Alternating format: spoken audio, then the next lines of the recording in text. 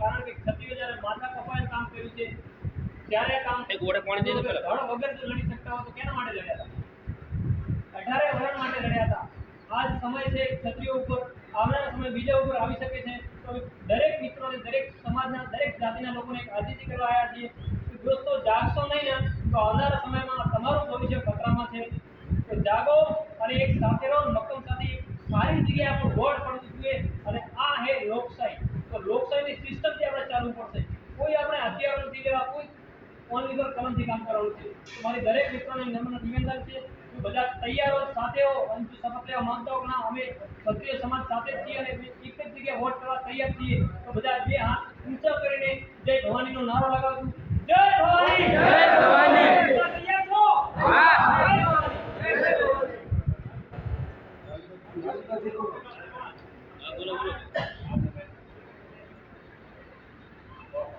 જય ભવાની। આ યાત્રા જ્યારે ગાંધવામાં આવી છે એનો હેતુ તો દરેક અહીંયા ક્ષત્રિયો બેઠા છો અને દરેક સમાજના લોકો બેઠા છો। મારી તો આપને એટલી જ વિનંતી છે કે આ સરકાર જો ક્ષત્રિયો અમે જો એટલી વાત જીતી હોય તો અન્ય સમાજનું શું થશે એ આવનારા સમયમાં દરેક સમાજને વિચારવા જેવું। કારણ કે જો ક્ષત્રિય સમાજોને જો આવી રીતે સરકાર વાત જીતી હોય, આટલું આખા ગુજરાતમાં અને પૂરા દેશમાં ક્ષત્રિય સમાજે રેલીઓ કાઢી છે, બેન દીકરીઓએ એનો અમે બહિષ્કાર કર્યો છે, તેમ છતાં પણ આ સરકાર એના પેટનું પાણી હલતું નથી। અને આવનારા સમયમાં આ સરકાર અમે આપણે લડવા માટે જેમ અંગ્રેજોને અમે લડતા હતા એવી પરિસ્થિતિ નિર્માણ થઈ ગઈ છે।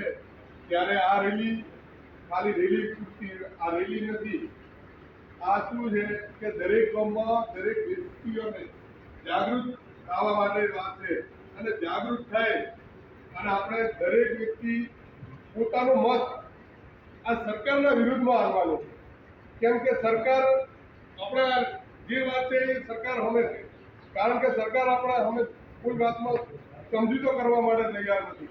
ત્યારે મારે આપને વધારે વાત નહીં કરવી, પણ આપણે દરેક ગામમાં જઈએ એમાં તમામે તમામ સમાજ જોડાય એવી રિક્વેસ્ટ સાથે આપણે આજ તો પહેલો દિવસ છે પણ કાલથી પણ હજી ઘણા કાર્યક્રમ બાકી છે ગોપાલસિંહજી।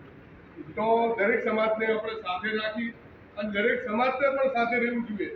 કારણ કે આ સરકાર અમે ક્ષત્રિયો જ્યારે આફત આવી ત્યારે ક્ષત્રિયો જ ઉભા રહ્યા છે। તો આપણી પણ બધાની ફરજ બને છે કે આ સ્વાભિમાનની રેલી છે અને એમાં ક્ષત્રિય સમાજ જો વાત લઈને નીકળ્યો હોય તો દરેક સમાજ એના જોડાય એવી જ વાત આજે મારી વાત પૂરી કરું છું। જય હિન્દ, જય ભારત, જય ભવાની।